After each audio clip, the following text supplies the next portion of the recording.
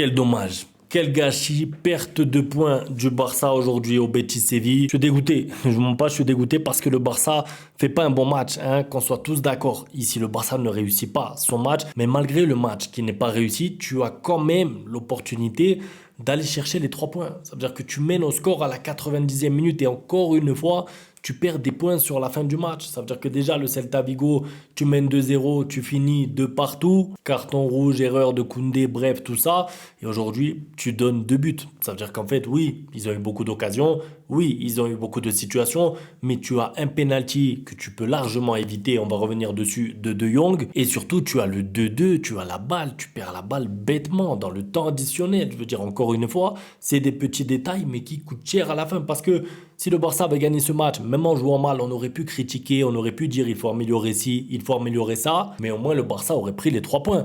Là aujourd'hui, tu prends qu'un point, tu as le Real Madrid qui va commencer son match dans 1 heure ou 2. Il joue contre un Girona qui est franchement faible cette année. Je veux pas trop m'avancer, mais je pense que le Barça va faire une mauvaise opération ce week-end. Au-delà de ça, le contenu du match en lui-même ne m'a pas plu. Bref, on va revenir un petit peu sur tout ça. N'hésitez pas dans les commentaires, qu'avez-vous pensé de cette rencontre? À qui en voulez-vous? Franchement, sur le but du 2-1, le penalty de De Jong, est-ce que c'est plus le 2-2, la paire de balles? Je crois que c'est Gavi qui perd le ballon. Les changements aussi, on peut parler des changements un peu d'anti-flic. Bref, dites-moi dans les commentaires. Petit point composition, retour de Lewandowski dans le 11. Et Lewandowski, d'accord, qui est buteur, d'accord, il ouvre le score, mais il fait pas un bon match. Il fait pas un bon match. Après, je sais, c'est un finisseur, donc ça dépend pas de lui spécialement. Ça veut dire qu'il dépend aussi de l'animation autour, il dépend aussi du pressing. Et d'ailleurs, une statistique que je voulais vous partager, à la 60e minute de jeu, le Betis Séville n'avait pas été encore signalé hors jeu. Ça veut dire quoi? Ça veut dire que le fameux piège du hors-jeu du Barça est en train, c'est mon avis, de s'essouffler un petit peu. Ça veut dire que c'est quelque chose que le Barça arrive à mettre en place de moins en moins, je trouve, par rapport au début de saison, par rapport au fameux mois d'octobre. Tu as de plus en plus de mal à défendre, tu prends des buts un petit peu tous les matchs, tu prends des buts contre Mallorca, tu prends 2 buts contre le Celta Vigo, tu en prends 2 contre Las Palmas, tu en prends 2 aujourd'hui. Vous avez dit dans l'avant-match, le Betis Séville, on sait que c'est une équipe joueuse, on les connaît, il y a des Isco sur le banc, des Lo Celso. On sait que c'est une équipe qui a des bons joueurs techniques, mais c'est une équipe qui est 13e ou 14e meilleure attaque de la Liga. Et aujourd'hui, honnêtement, s'il n'y a pas un grand Peña, s'il n'y a que Peña ne fait pas le match de sa vie, le Barça peut encaisser 4 buts. Je mens pas, le Barça peut encaisser 4 buts. Il y a 2 parades incroyables de Iñaki Peña, dont 2 en face à face, quand même, en 1 contre 1. Il y a les 2 buts marqués, il y a 2-3 autres situations par-ci par-là. Je veux dire, le Betis Séville a eu beaucoup d'occasions. Et au bout d'un moment, ce problème de défense, il va te coûter des points. Vous savez, pour aller gagner des trophées, il vous faut une grosse défense. Alors, le piège du hors-jeu, c'est bien, ça a marché pendant un moment, mais on voit que ça marche plus. Les attaques adverses commencent à s'habituer, commencent à s'accommoder même, et ça leur fait même plaisir que le Barça joue comme ça, puisque du coup ils ont des boulevards. Regardez sur le penalty concédé par De Jong, c'est parce que Vitor Roque il part en profondeur, mais c'est parce que la ligne du Barça est tellement haute qu'il peut faire cet appel de balle, et du coup il se retrouve tout seul. Ensuite il y a De Jong qui fait une faute en plus pas intelligente du tout. Quand je dis pas intelligente, je veux dire c'est une faute évitable. Ça veut dire que quand je dis faute évitable, je pense à Araujo contre le PSG, je pense à Eric Garcia contre Monaco, je pense à Koundé qui fait l'erreur et aussi à Casado qui prend le rouge contre le Celta Vigo. Tous ces petits détails-là, quand on les cite un à un, on se rend compte du nombre de matchs perdus sur des détails, sur des bêtises même, j'ai envie de dire. En plus de ça, franchement, j'ai envie de parler de lui, je suis obligé, hein, Lamine Yamal.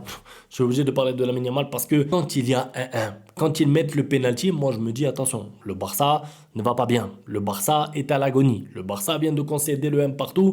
Comment va se terminer ce match? Mais c'était sans compter sur Lamine Yamal qui prend le ballon au milieu de terrain, qui décide de dribbler tout le monde. Quand je dis tout le monde, c'est tout le monde. Malheureusement pour lui, sur le dernier geste, il y a ensuite Ferran Torres qui vient se mettre au milieu.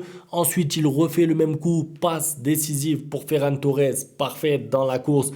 2-1 pour le Barça, je pensais que le Barça avait fait le plus dur, mais c'est pas tout. Parce que quand le Betis Séville marque le 2-2, on voit tout de suite la différence, encore une fois, de comportement avec Lamine Yamal, c'est-à-dire que il prend la balle et il dit voilà, moi je vais vous faire gagner. Alors ça passe pas aujourd'hui, je sais, il y en a, ils aiment pas Lamine Yamal, ils vont dire oui, mais tu as vu, il a pas réussi à les faire gagner. D'accord, mais en tout cas dans l'attitude, il est parfait. Lamine Yamal, il a pris le ballon au milieu, il a tout fait, des dribbles, des passes, il est passeur décisif. Jusqu'à la dernière action, il prend les commandes, il prend le ballon sur ce dernier coup franc, malheureusement, qui ne donne pas but pour le Barça, mais 17 ans et tu vois que c'est lui le joueur qui a le plus de caractère sur le terrain, franchement, ça fait limite peur. Maintenant, on peut parler un peu des changements aussi parce que, alors déjà, les changements de Hansi Flick en lui-même, moi, je les ai pas aimés. Je trouvais, c'est que mon avis, que Casado était en dessous et qu'il aurait dû donc sortir. En fait, ça m'a fait penser un petit peu au changement qu'il avait fait contre le Celta Vigo. C'est un petit peu tout à l'envers. Peut-être qu'il pense à la Ligue des Champions, peut-être qu'il pense à Dortmund qui est déjà dans 3-4 jours. C'est vrai, il y a des matchs qui s'enchaînent, mais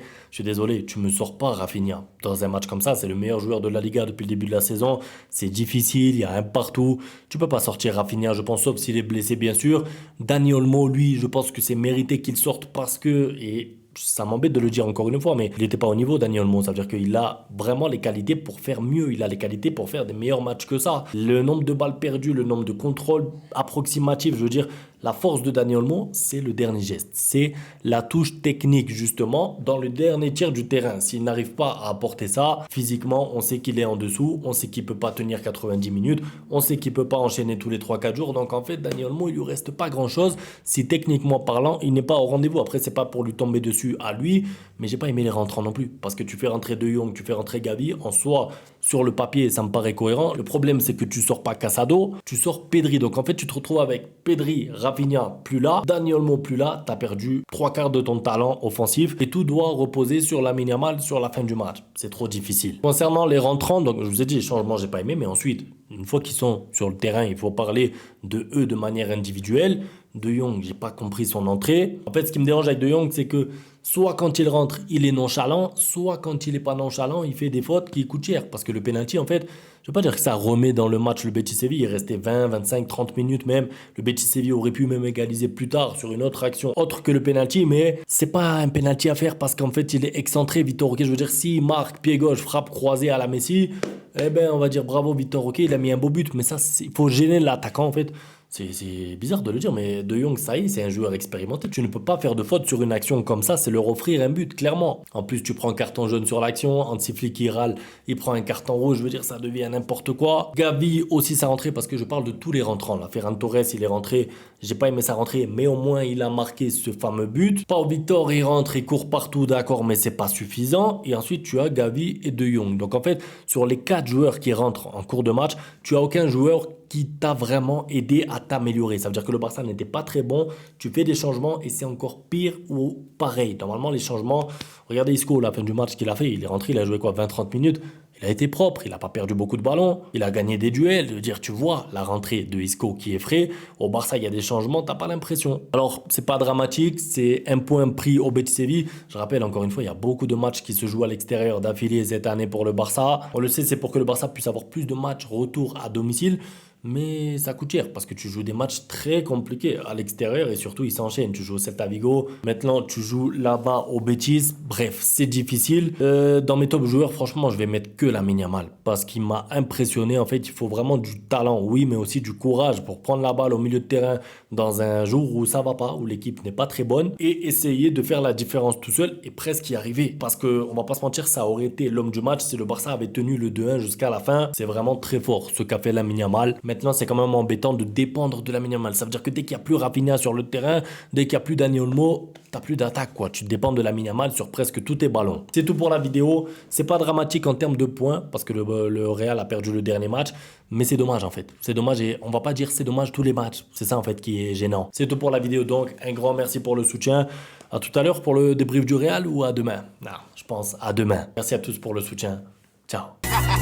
Bang, bang, bang, bang, goodbye. Ustedes pueden aceptar mi negocio o aceptar las consecuencias. Plata o plomo.